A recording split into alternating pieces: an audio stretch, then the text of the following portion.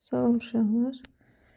5-ci sinifin məntiq suallarına izahı. Gəlin bir yerdə sualların izahına baxaq.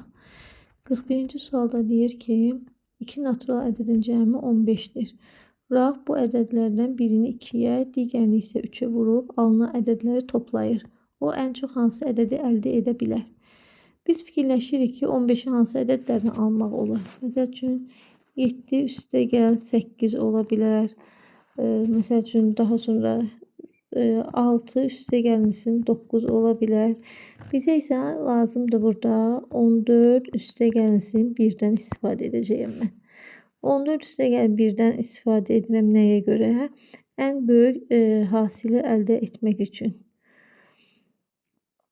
Deməli, burada 14'ü 3'ə vuraram ki, 14 vurulsun 3 bərabərdir eləyəcək 30, 40, 42. Biri də 2'yə vuraram eləyəcək 2. 42'nin də üstünə 2 gələndə eləyir 44. Cavab B variantı. Digər ədədləri özünüz yerinə qoyub yoxlasanız da görəcəksiniz ki, ən böyük cəm 14 üstə gəl 1-dən əldə etmək olur. Daha sonra 42-ci sualın izahı. Burada 4 rəqəmli ədədlərdən söhbət gedir. Deməli, X, Y, Z və T'dən. Buna görə bizə şərt verib ki, burada X bərabərdir. Y üstə gəlinsin Z üstə gəlinsin T. Bu uşaqlar nə deməkdir? Yəni ki, mən X-a nə qiymət verirəmsə, ən böyük ədəd yaradıramsa, mən X-a 9 verəcəm. Ona görə də bu yerdə qalan 3 rəqəmə elə ədədləri verməliyəm ki, yəni 9-dan böyük çıxmasın. Ona görə də mən burada nə verim? Fikirləşirik ki, biz Y-ə nə verə bilərik? 8 versək Y-ə, Z-yə də 1 versək, 8 üstə gəl 1 eləyir 9. T'yə də verək 0. Deməli, bizim ən böyük ədədimiz oldu 9810. 9810. İndi ən kiçiyini yaradaq. Ən kiçiyini yaratmaq üçün burada da X-a ən balaca qiymət verəcək. Burada gəl verək belə. X bərabərdir. Deməli, Y üstə gəl Z üstə gəl T. Mən X-a 3 vereyim. 3 bərabərdir. Y-ə ən kiçik ədəd yaradırıqsa əgər, biz Y-ə verə bilərik 0 verək, Z-ya 1 verək, T'yə də 2 verək. İndi biz bunların cəmini toplamalıyıq. Demək, 3012 də burada alındı. 3012 də burada alındı. Bunlar toplayaq. 9810 üstə gəlsin 3012. 0'ın üstə 2 gələndə 2, 2, 8 və 12. Deməli, 12822. Baxırıq ki, bu harda var? Bu da A variantında var. Daha sonra 43-cü sual. 43-cü sual ədədi ortadan, yəni ədədi ortanı tapmalıyıq. Mən müxtəlif sayda bizim kitablarımız var. Bu kitabları deməli rəflərə elə yerləşdirməliyik ki, hamısı yəni eyni sayda olsun. Biz burada ədədi ortanı tapmaq üçün bilirsiniz ki, rəqəmləri cəmləməliyik. 18 üstə gəlinsin 21 üstə gəlinsin 24 üstə gəl 30 və üstə gəl 22. Bunlar cəmləyəndə eləməlidir 115 bərabərdir 115. İndi fikirləşək 115 5 rəfin arasında bölünəcək. 115 bölünsün 5 bərabərdir 23. Deməli, hər rəfə mən 23 dənə kitab qoymalıyam. Burada baxıq ki, ən böyüyü 30'dur. 30'dan 7'sini çıxıb 5 dənəsini bura qoyaq.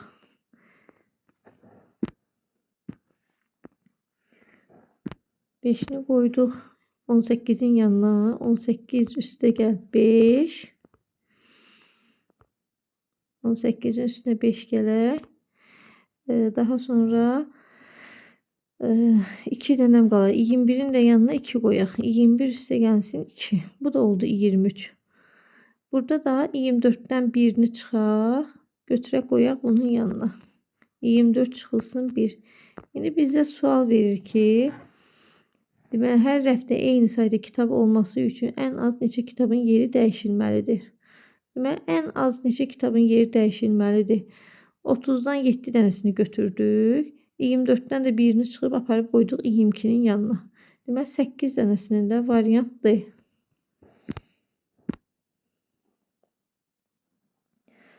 İndi 44-cü suala baxaq. 44'də deməli deyir ki, 5, 9, 12, 15, 23 və 45 litrlik 6 bidondan 5'i günə baxan yağı və ya qarğıdalı yağı ilə doludur. Biri isə boşdur. Deməli, verilən bu bidonlardan hər hansı biri isə boşdur. Bax, buradakı bidonlarda hər hansı biri isə boşdur. Hər bidonda bir növ yağ var. Qarğıdalı yağının ümumi miqdarı günə baxan yağının ümumi miqdarından 4 dəfə çoxdur. Tutalım qarğıdalı yağı biz x verək. Günə baxan yağ isə ondan 4 dəfə çoxdur. Deməli, x üstə gəlsin. Bu da 4x olacaq da. X üstə gəlsin 4x. Bunlar bizə ümumilikdə verir 5x. Deməli, uşaqlar, buradan, baba, bu verilən bidonların içindən biz elə bir rəqəmi çıxartmalıyıq ki, həmin rəqəm yerdə qalan rəqəm 5'ə bölünsün. Biz ona görə əvvəlcə bu bidonları cəmləyək, görək neçə litr tutur bunlar.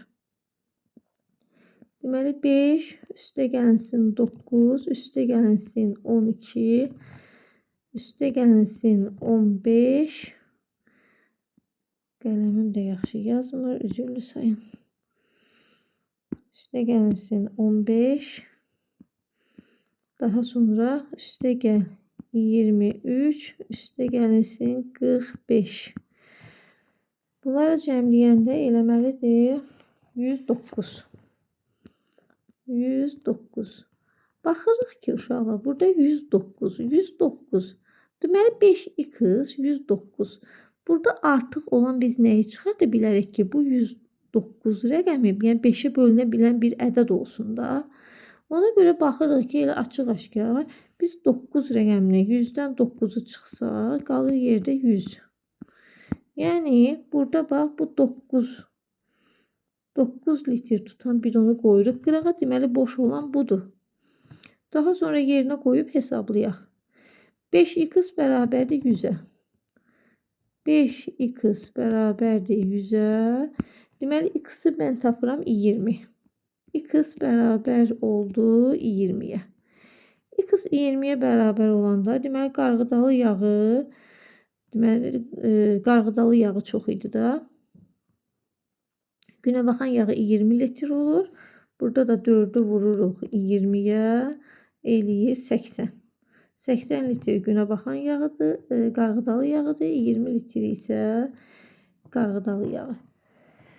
Ona görə burada bizdə nə soruşurdu? Boş olan bidon neçə litrdir?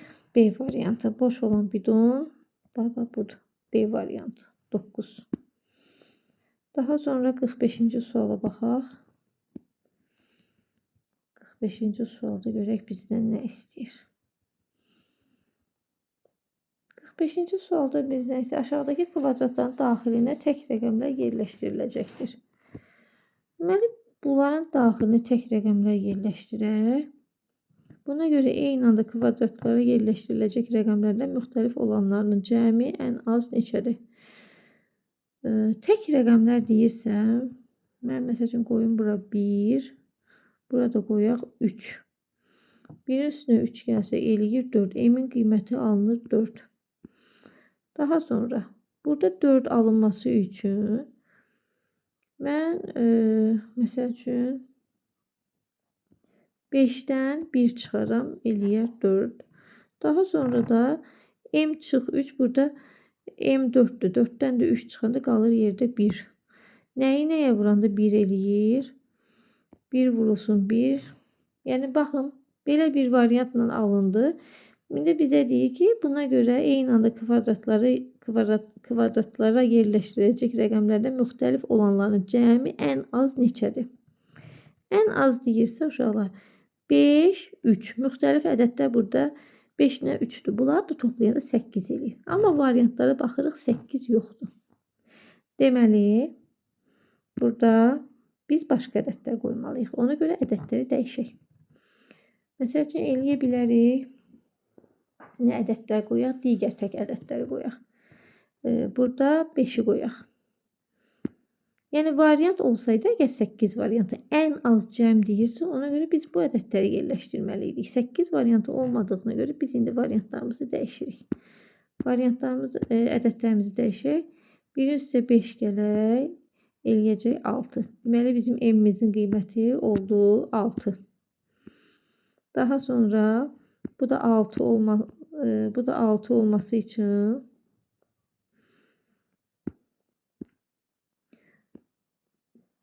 nədən deməli nəsə çıxmalı 6 olsun da tək rəqəm deyirsə 7 qoyaq bura. 7'dən də 1 çıxsaq eləyəcək 6. M-dən 3 çıxanda 3 eləməlidir. Deməli burada nəyi nəyə vursaq 3 ala bilərik? 1'i elə vuraq 3'ə, eləsin 3. İndi bizə müxtəlif ədədlər hansıdır? 5, 7, 3. 1'i saymırıq çünki 1 artıq 3 dəfə yəni burada olub. Ona görə 7'nin üstünə 3 gəlirik. 10, onun da üstünə 5 gəlirik. 15 variant D. 46-cı sualın izahı. 60 nəfərlik bir qrupda 40 oğlan tələbə var. Ümumilikdə qrupun 40% əla qiymət almışdır. Buna görə ən az neçə oğlan tələbə əla qiymət almış olar? 60 nəfərlik deməli. Bir qrupda 40 oğlan var, ondan 20 nəfər qızdır. O da belə eləyək, tənasüb quraq. 100% bərabər eləyək 60'a, 60 nəfərə. Sonra onun 40% əla qiymət alıb. Görək 40% neçə nəfər düşür? Olsun x. Bunu da tapmağın yolu x'i vururuq 100'ə, bölürük 60'a. Yox, daha doğrusu x bərabərdir. 40 vurulsun 60 bölünsün 100. Buradan da biz 24 cavabını alırıq. X bərabər olur 24'ə. Promoy bir dəfəyə yazaq. 24'ə. 24 nəfər deməli 40% əla qiymət alıb. Bizə dedi ki, buna görə ən az neçə oğlan tələbə əla qiymət almış olar? Qızlarımızın sayı neçə nəfərdir? 20 nəfər. Ona görə 20 nəfəri veririk. 24 nəfərdən 20'ni çıxırıq. Yerdə qalır 4 nəfər. Deməli, ən az oğlan 4 nəfər qiymət ala bilər də, əla qiyməti. Ən az dediyinə görə biz yəni 20 nəfər qıza verdik əla qiyməti. Ona görə B variantı. Daha sonra 47. 47'ye baxaq, görək bizə 47'dən nə istəyir? ABCD 4 rəqəmli bir ədəddir və bu ədədin rəqəmləri 3, 5, 7 və 9'dur. Bu ədədlər tapmaq üçün 4 təxmin irəli sürülmüşdür. Baxaq görə bu təxminlər nədir uşaqlar? Deyir bizə ki, birinci təxmin 9500 bunlara lazım deyil. Oxumaq. İkinci təxmində yalnız C rəqəminin yeri və özü doğrudur. Burada C rəqəmi 3-cü rəqəmdir. Deməli uşaqlar bizim düzgün cavabımız yəni 7'dir də. 7'nin deyə həm özü, həm də yeri doğrudur. Ona görə biz artıq bilirik ki, C 7'dir. Sonra nə deyir bizə? Digər təxminlərdə heç bir rəqəmin yeri doğru olmadığına görə ABCD ədədi neçə olacaq? Onda ona görə biz baxaq indi. Görək burada. Bax 9'u birinci yerdə veriblər. Bax burada 1'də verib 9'u. Ona görə A'nın yerində ola bilməz. Burada 3-cü yerdə verib. C'nin yerində zaten 7'dir. Burada da axırda verib 4-cü D-nin yerində verir. Ona görə 9 da mütləq gəlir düşür B-nin üstünə. İkinci yerə gəlir düşür. Daha sonra digər 3-lərə baxırıq. Birinci yerdə A-nın yerində ola bilməz. İkinci yerdə zaten 9'dur. Üçüncü yerdə 7'dir. Deməli bu 3'ü də atırıq arxaya. D-nin yerinə. Və 5 qaldı. 5 baxırıq arxada verib. Üçüncü yerdə verib. İkinci yerdə. Ona görə də 5'i də qoyuruq qabağa. Deməli biz hansı rəqəmi aldıq? 5973. Bu da harda var? A variantında. 5973. Daha sonra 48-ci ədədə baxaq. 48-ci suala. 48-ci sualda nə deyilir bizdə? 48-ci sualda deməli bu çoxluqlarda verilmiş. Hər bir elementdən bir dəfə istifadə etmək şərti ilə rəqəmlər yaratmalıyıq. Buna görə m üstəgəl n. A çoxluğunun elementləri ilə yazılan iki rəqəmli iki natural ədədin fərqini ən kiçik natural qiyməti n-dir. Ən kiçik natural qiymət istəyir bizdən. Ona görə ən kiçik natural qiyməti tapmaq üçün baxırıq ki, bir-birinə yaxın rəqəmlər seçməliyik də. Ona görə 51'i seçək. 51 olsun. 51. Daha sonra buradan yaradaq bir də 37. Daha doğrusu 39 da yarada bilərik də. Ən kiçik deyirsə 39. 51'dən də 39 çıxanda eləyir 12. Deməli, ən kiçik ədəd yaratmaq üçün 12. 51 ilə 39'u. Siz o biri ədədləri yerlərini dəyişib yoxlaya bilərsiniz. Görəcəksiniz ki, ən kiçik fərqi almaq 51 ilə 39'dan alınır. İndi burada da n deyir. Cəmi ən çox m-dir. İndi burada da ikinci B'də də ən böyüyünü yaratmalıyıq. Ən böyük cəmi yaratmalıyıq. Ona görə də bacardığımız qədər böyük rəqəmləri onluqlara verməliyik də. Burada da baxırıq ki, 8 var böyük rəqəm, 6 var böyük rəqəm. Ona görə deməli bizim ədədlərimiz biri 8 ilə başlayacaq, biri də 6 ilə başlayacaq.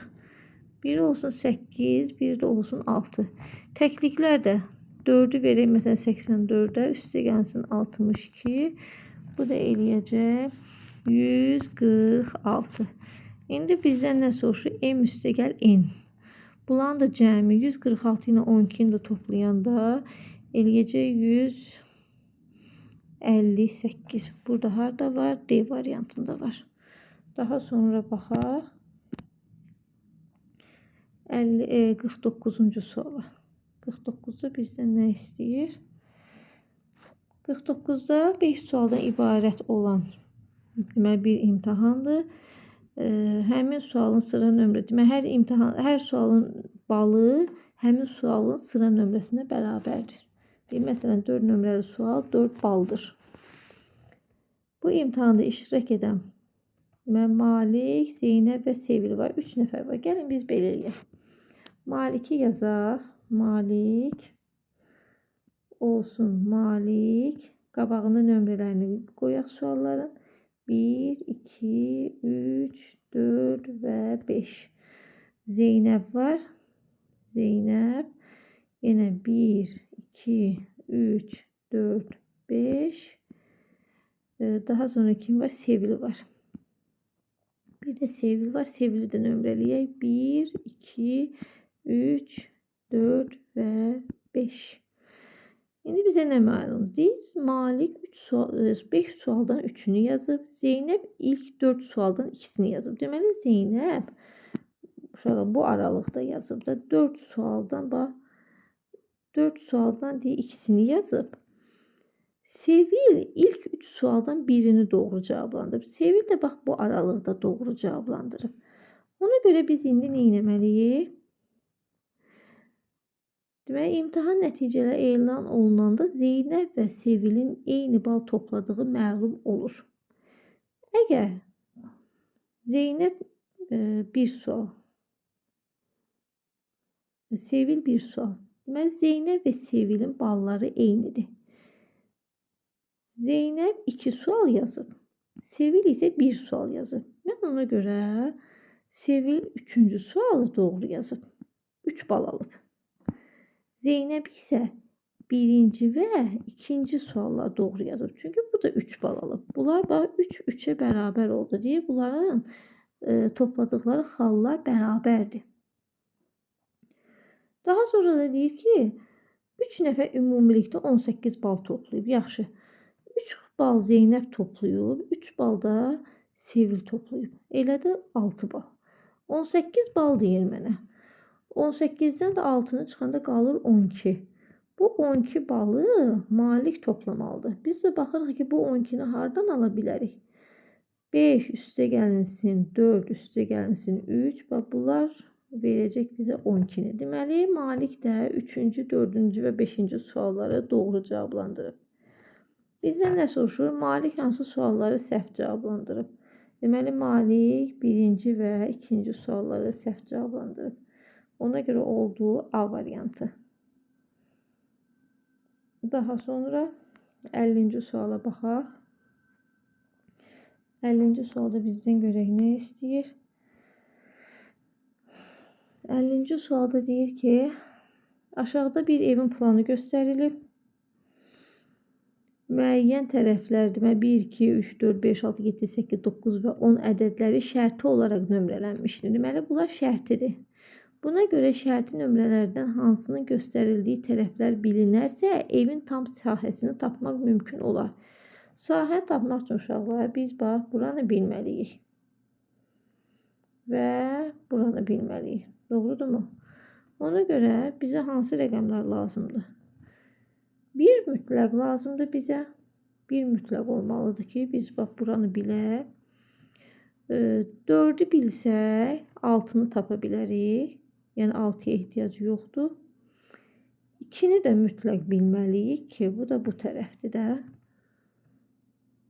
Bu 3 də bizə lazımdır uşaqlar. 3-ü də bilsək, artıq buranı tapmağa ehtiyac yoxdur. Çünki buranı tapa bilərik. Ona görə baxırıq. 1, 2, 3, 4. Bax, A variantı olacaq uşaqlar. 1, 2, 3, 4. Bizə lazım olan bunlar A variantıdır. Məsəl üçün, o bir variantlar niyə olmaz? Gəlin, biraz təhlil edək. Məsəl üçün, B variantında hansılar verir bizə? 1, 3, 9, 10. Yaxşı. 1-i əgər mən bilirəmsə, 1, 3, 9, 10. Yaxşı, 1-i bildik. Yaxşı. Sonra 3-ü də bildik. 9, 10. Yaxşı. Axı, bunlar 9, 10 mənim nəyimə lazımdır? Mənə burada ümumi sahəni tapmalıyam. Ümumi sahəni tapmaq üçün mənə bu kənarlar lazımdır. Ona görə B variantı olmaz. Sonra D variantına baxırıq. Yenə 1, 3 verib, 5 verib, bir də 9 verib. 9 burada da buna mənə lazım deyil. Burada da yenə 9'u verib. 9 mənə lazım deyil uşaqlar. Ona görə A variantı.